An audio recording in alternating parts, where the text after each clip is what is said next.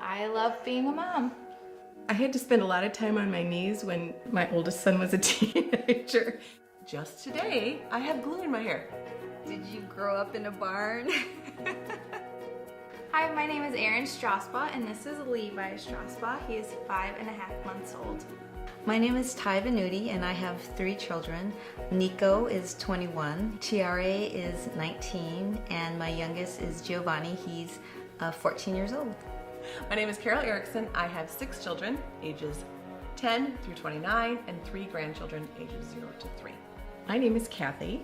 I have 2 sons, Scott, who is 33, and Chris is 28. And Scott has 3 sons, 4, 2, and 6 weeks.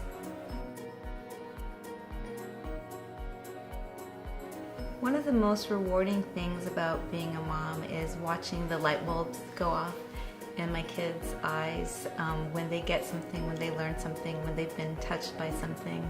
When I see that light bulb in action so that it changes their attitude or it impacts something that they do. The most rewarding part about being a mom is seeing my sons being wonderful husbands, godly men, and Scott being such a wonderful father. It's very rewarding to see your children successful.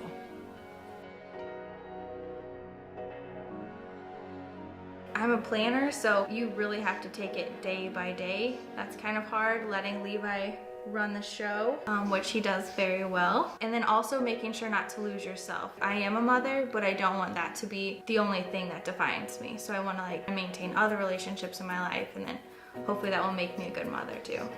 I think probably the most difficult thing for me was whenever my kids were hurting, especially emotionally. Having your child lying next to you in bed and crying their heart out is really hard. It's very difficult, more painful even than anything I went through on my own. I think that everything is hard about being a mom.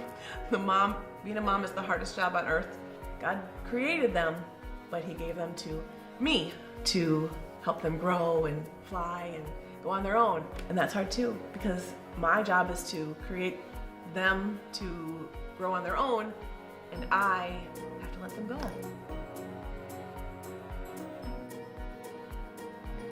Without God, I wouldn't have my children. Without God, I wouldn't be able to do this job. Anna came up to me one Easter and says, "Look, there's the cross. There's where Jesus died for us." And she was about 2. And I just thought that was the most beautiful thing I've ever heard. The one thing that I learned to understand better was unconditional love, because no matter what my kids did, it never changed the way I felt about them or how much I loved them, and I know now how God feels about me. But on the other hand, I also learned how frustrating it is when you try to help them go the right direction and they refuse and go their own way and then end up hurting.